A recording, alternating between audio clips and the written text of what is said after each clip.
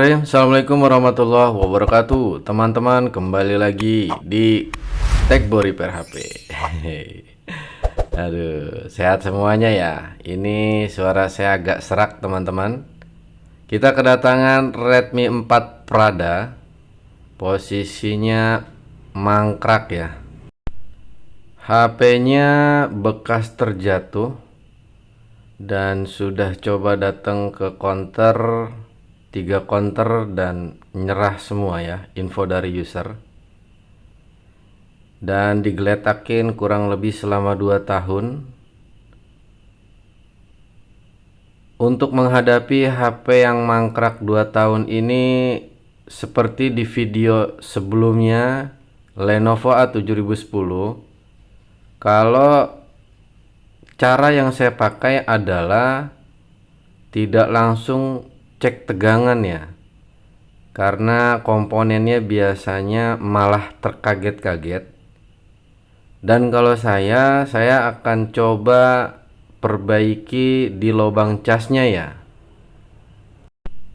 Nah, untuk yang Redmi 4 Prada ini, karena konektor atau lubang casnya dia tidak bisa menggunakan konektor universal, maka saya pakai papan casnya dan alhamdulillah ada stoknya ya.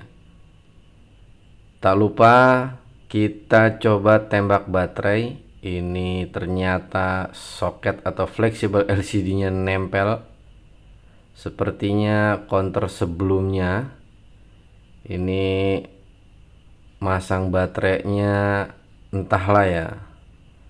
Saya selalu menyarankan tidak ngelem di bagian jalur LCD-nya ya, karena bisa robek ya, kasihan counter selanjutnya ya teman-teman.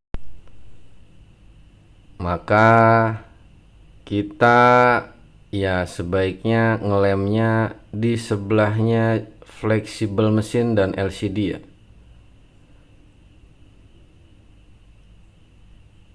Buat teman-teman yang mau lihat bagaimana saya menangani Lenovo A7010, silahkan cek deskripsi ya. Yang si Lenovo 1 tahun mangkrak bekas jatuh juga ya, dan alhamdulillah down.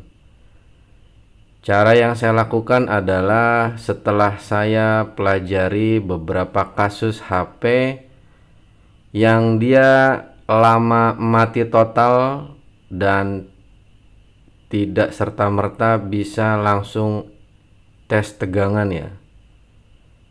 Oke. Untuk baterainya ini kita kasih tegangan 3,0 dan kita taruh saja beberapa saat supaya setidaknya ada arus masuk ya. Walaupun saya tidak tahu nanti dapatnya berapa persen ya. Dan ini saya potong solatip dulu atau lakban supaya membatasi posisi si pin baterainya, supaya tidak terjadi kontak langsung ke bodi atau frame dari HP-nya ya.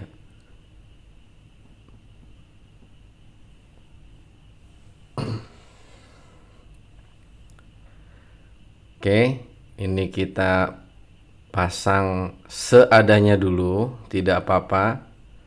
Nanti kita bisa rapikan di akhir ya teman-teman. Dan informasi dari user adalah dia sesekali seolah-olah sudah bisa normal, tapi kemudian nyawanya menghilang kembali. Oke. Ini saya coba cari baut 1 untuk ngunci papan casnya. Seperti yang teman-teman lihat, papan casnya ini yang lama saya tidak pakai karena agak oglek ya. Ini saya pakai stok saya sekali lagi. Let's we try dan kita coba saja. Apakah semudah itukah teman-teman? Keluar logo Mi. Dan kita lihat ada 1% ya hasil tembak arus. Oke, saya coba taruh dulu. Dan biasanya dipencet power dia logo baterai langsung keluar ya. Apakah ini pun nyawanya langsung menghilang. Dan ini saya perhatikan fleksibel volume dan powernya sudah berumur ya teman-teman. Masih saya coba. Oke, saya cabut fleksibel power on off nya dan kita coba. Tetap tidak ada reaksi ya teman-teman.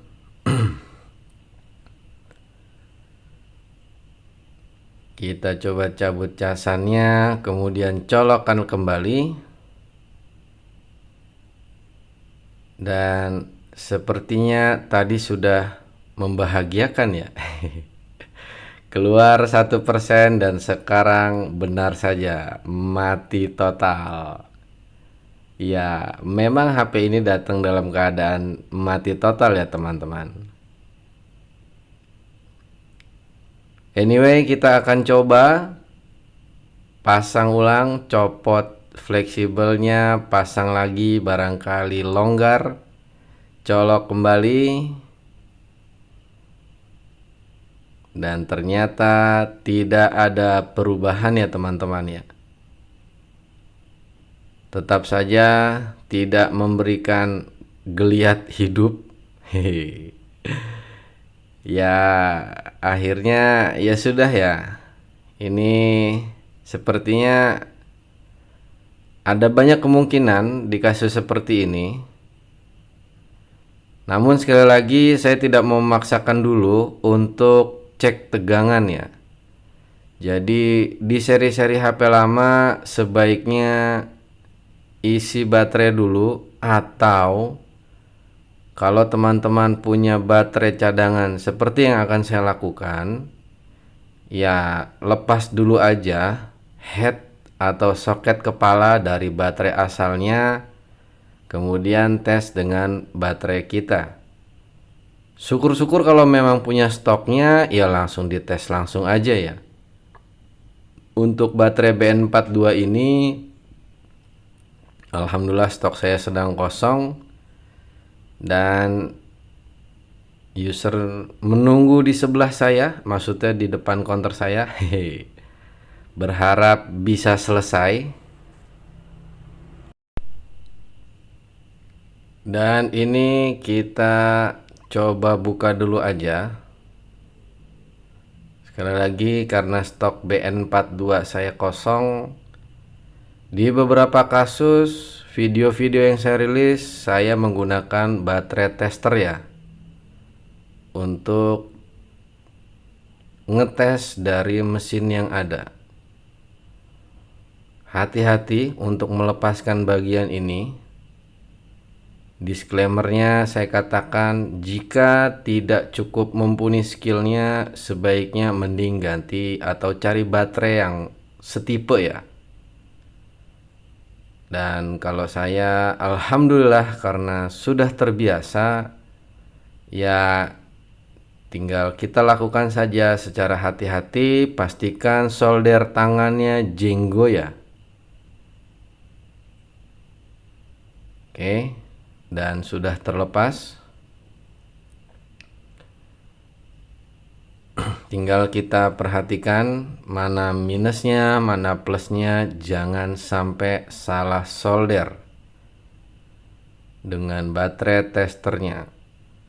Karena pernah satu kejadian, akhirnya si head baterainya malah terbakar ya teman-teman. Dan ini sudah kita ketahui titik plus dan minnya, tinggal kita solder saja. Apakah kesimpulan yang akan kita dapatkan jika ternyata dengan baterai tester ini ternyata mesinnya hidup? Ya bisa jadi kendala di baterai awalnya ya. Tapi kita akan lihat saja apakah dia bisa atau enggak. Oke, ini saya sudah tes. Solderannya sudah kuat. Dan kita coba pasang kembali. Jangan sampai salah posisi soket baterainya untuk nancep ke mesinnya. Here we go. Kita coba ambil kabel casan dan kita tes.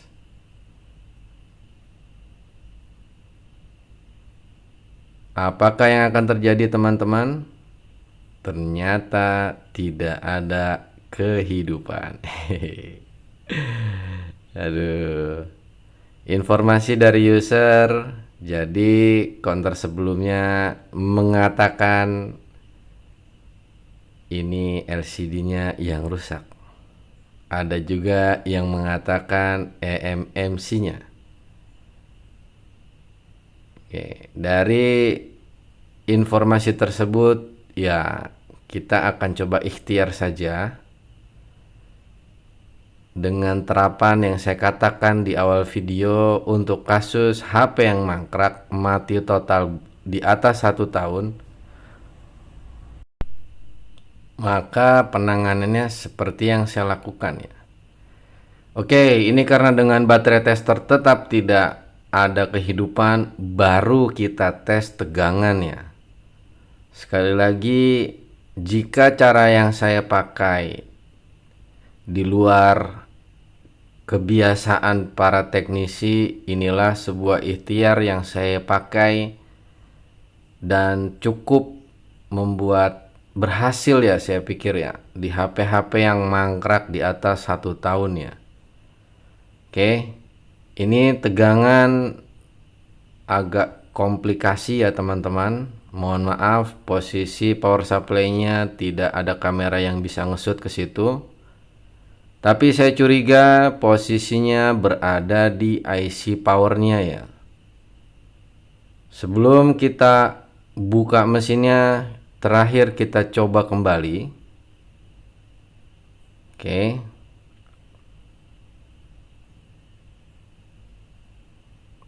Apakah akan ada logo Mi? Dan ternyata tetap saja ya. Maka ya mau tidak mau, coba kita raba dulu ya. Tidak ada geliat teman-teman. Ya sudah, ini kita akhirnya bongkar mesinnya ya.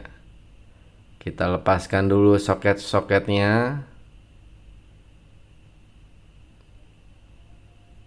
Redmi 4 Prada ini menurut saya terkategori kuat baterainya, bagus sinyalnya, dan tahan banting ya di level yang setara dengan kompetitornya ya. Oke, ini udah saya lepasin juga kabel sinyalnya. Masih ada satu baut warna hitam, ini kita coba lepaskan dulu supaya melepaskan mesinnya lebih mudah ya teman-teman.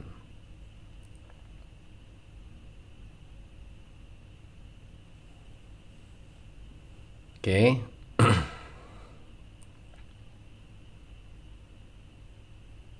Ini kita coba pelan-pelan. Sepertinya harus saya lepaskan terlebih dahulu ya.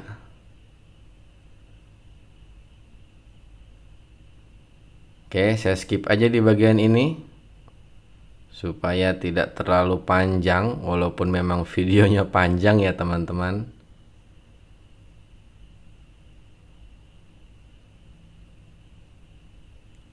Oke, saya cabut dulu ya mesinnya. Dan ini saya skip di bagian nyabut mesinnya karena seret sekali teman-teman. Hehe. Oke, saya coba cari selaannya. Barangkali seng pelindungnya bisa dibuka, tutup atasnya. Dan ternyata sepertinya permanen ya. termasuk di area IC powernya. Oke, kalau gitu ya sudah ya. Kamera kita lepaskan dulu dan kita bersiap untuk ngelepasin seng pelindungnya ya teman-teman. Dan di bagian ini saya pasang posisi panas blower 380, anginnya 1,5. Ini alhamdulillah blowernya baru ganti di Quick 85D DW, maksudnya ya DW plus. Jadi mesinnya halus banget teman-teman, hampir nyaris tidak ada suaranya ya. Dan di bagian ini sengaja saya tidak skip sampai sengnya terangkat. Jadi untuk mengangkat seng pelindung, jika ada seng sebelahnya, saya bilangnya sengnya, maka seng sebelahnya saya jadikan pijakan dengan cutter yang saya pakai. Dan di area tersebut, kalau teman-teman lihat, itu sebenarnya adalah posisi IC power MT 8952 kalau tidak salah ya.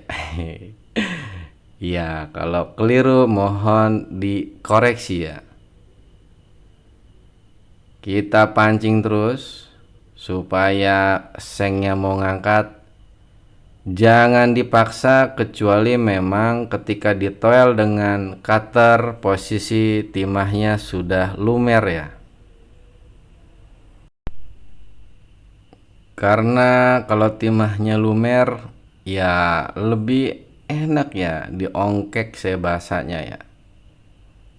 Tapi kalau posisi timahnya belum lumer, maka bisa jadi kulit mainboardnya keangkat dan dikhawatirkan jalurnya malah putus ya, atau berantakan ya teman-teman. Sekali lagi, ini adalah suara dubbing. Jadi resiko counter di sebelah jalan raya gini ya teman-teman, bising kendaraan hilir mudik ya. Oke. Dan ini sudah mau terbuka, alhamdulillah. Posisinya kulit dari mainboard tidak terkelupas dan aman ya. Sampai di sini sebenarnya saya bisa saja eksekusi, baik itu rehot, reball, ataupun ganti IC power yang saya curigai bermasalah. Namun nggak ada salahnya kita nyoba dulu, karena barangkali pancaran panas plus angin dari bagian atas ke sengnya, seng penutup IC powernya, barangkali sudah diterima baik oleh IC powernya. Jadi ya kita coba aja ya. Kuatirnya kalau kita main rehot langsung atau reball ataupun ganti, yang seharusnya HP-nya masih bisa hidup, malah mati ya. Oke, ini saya coba dan here we go. Kita colokkan flexible on off nya dan kita nyalakan. Nah, ini teman-teman. Jadi yang saya katakan tadi, sepertinya pada saat membuka seng pelindung IC power, hawa panas dari atasnya itu diterima langsung ya ke IC powernya ya. Maka disinilah nilai hokinya ya. Sambil menunggu apakah dia bisa stabil, nggak mati lagi, saya pastikan baterai tester saya ini posisinya sekitar 60-70%. Oke, ini touchscreennya ternyata saya baru ingat belum saya ceklekin. Maklum, efek lelah ya teman-teman.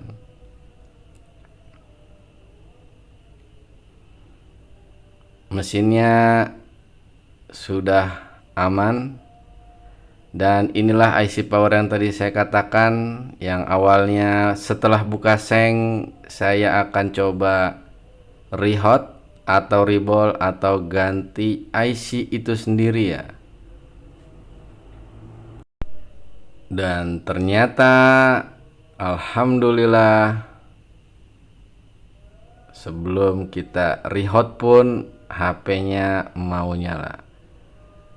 Kita coba kembalikan soket baterai atau head kepala baterainya ini ke baterai semulanya BN42. Terakhir tadi di video awal 1%. Nah, kalau kondisinya mesinnya sudah normal, maka ketika baterainya ini dipencet power cetak-cetek, ya dia mau nyala ya. Nyala itu mendisplay gambar baterainya ya. Bukan nyala itu, bukan saya maksudkan nyala dihidupkan, bukan ya. Oke. Nanti kita akan coba langsung yang seperti barusan saya katakan. Di bagian ini pun saya menyarankan sekali pakailah solder original yang panasnya jenggo, karena ketika panas jenggo timah meleleh itu dengan sangat ciamik ya teman-teman, dibanding pakai solder tangan yang ya yang jadi-jadian ya saya mengatakannya. Malah bisa runyam ya soal solder menyoldernya ya. Oke, di bagian ini saya harus ngelipetnya hati-hati karena besi penyambung arusnya ini sangat rentan rusak ataupun robek. Oke, dan kita sesuaikan dengan posisi si fleksibelnya ya, dan supaya posisi baterainya bisa masuk ke bodinya, bodi HP ya. Ini saya pasang ngasal dulu baterainya. Yang penting kita mau tes dulu apakah masih seperti di menit-menit awal atau dia sudah normal, bisa ngecas ya, alias tidak koit lagi. Keluar logo Mi dan kita tunggu. Dan ini ya teman-teman ya, 1 atau 2% dari baterai. Nah ini yang saya bilang cetak-cetek ya. Harusnya tadi di menit-menit awal nyoba dia dipencet pun harusnya mau keluar indikator baterai ya. Di sini karena saya meyakini HP-nya sudah mau hidup, langsung saya pencet power sambil nyolok chargeran ya. Oke. Dan sudah ngisi 3% ternyata teman-teman. User tersenyum gembira. Masih kita tunggu beberapa saat. Here we go. Dan sekarang posisinya, oke, apakah mati lagi? Oh ternyata kurang tekan. Dan ini sudah 4%. Alhamdulillah pengecasannya nyala normal atau arusnya bisa normal ya teman-teman.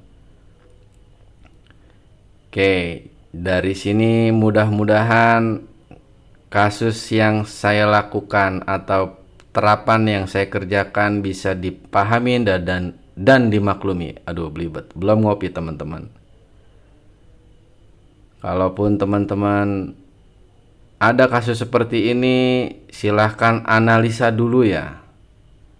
Yang sekali lagi selalu saya katakan, kalau mangkrak 2 tahun penanganannya khusus, dimana coba benerin dulu jalur casan atau lubang cas. Kalau tidak ada, sediakan papan baru. Kemudian tembak baterai supaya baterai terisi dan setidaknya bisa ngecas ya. Jangan langsung hajar pakai power supply ya teman-teman. Oke, sampai sini mudah-mudahan bermanfaat. Ini tinggal saya rapikan saja. Dan kita tanya pinnya kepada user. Dan kita tes all fitur ya. Segitu aja ya teman-teman. Semoga bermanfaat. Dadah. Saya ucapin assalamualaikum warahmatullahi wabarakatuh. Gambate kudasai. Alhamdulillah jadi nota.